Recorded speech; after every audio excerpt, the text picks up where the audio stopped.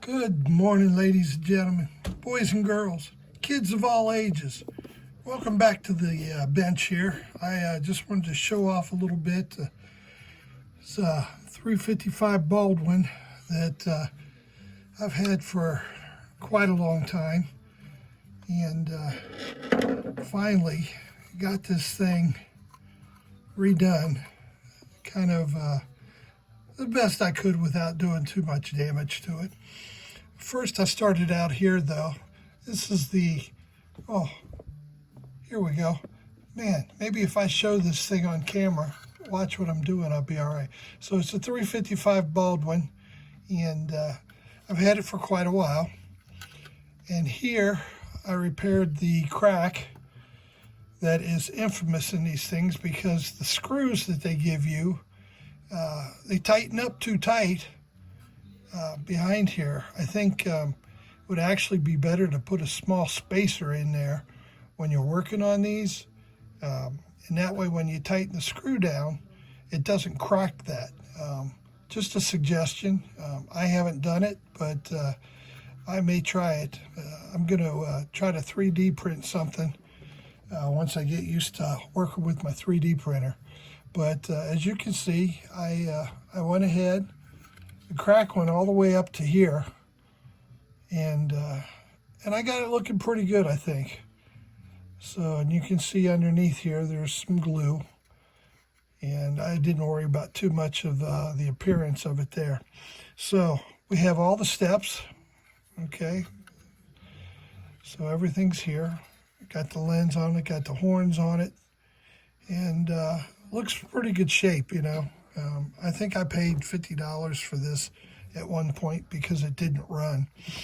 Then, instead of screwing around with a stupid old motor that heated up and burned up and, you know, all that stuff, I got the S&S can motor kit. This is back when Steve Blackburn owned it in Boise, Idaho, but now Bill Sheneman owns S&S. And if you ever need motors like this to convert your American Flyer trains, man, Bill's a go-to guy.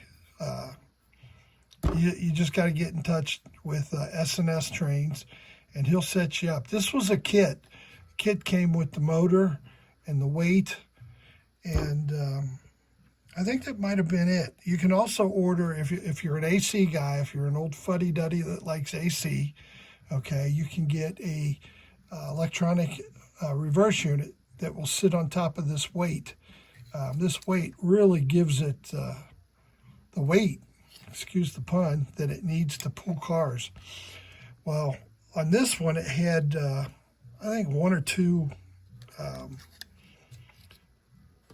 what do you call these, rubber bands that, traction tires, excuse me, that were just real hard and slippery and falling off. So a while back, before the United States tried to buy Canada, or annex Canada as the 51st state, I had discussion with a guy named Don Becker Jr. out of Canada.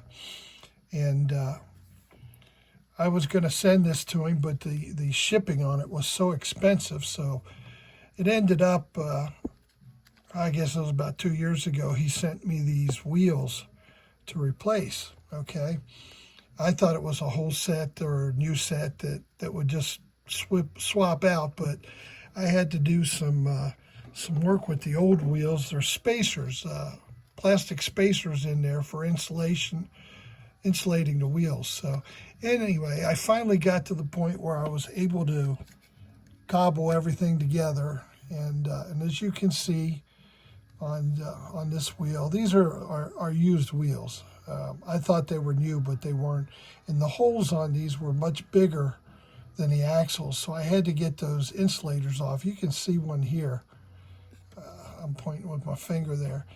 And finally, after wiggling around and messing around, I got them all out, got them put into the new wheels.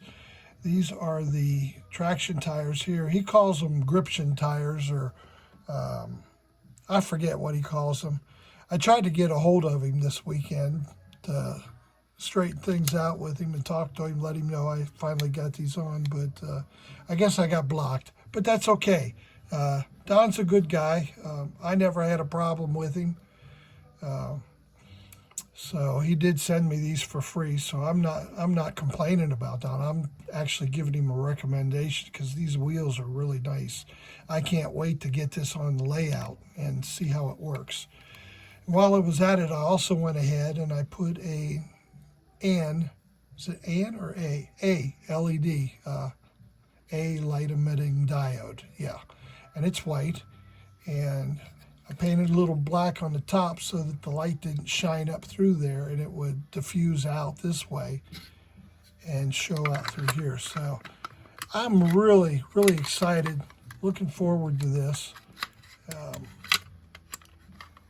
When you get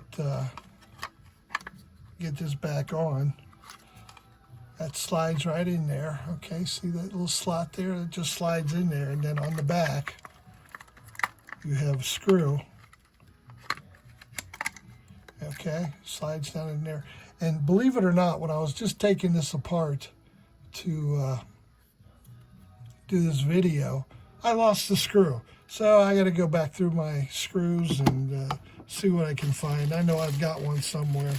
There's a whole bunch of screws that one day I dropped my cabinet with all my screw assortments in it, and I just never have gotten to here. This looks like it might be what I need right here.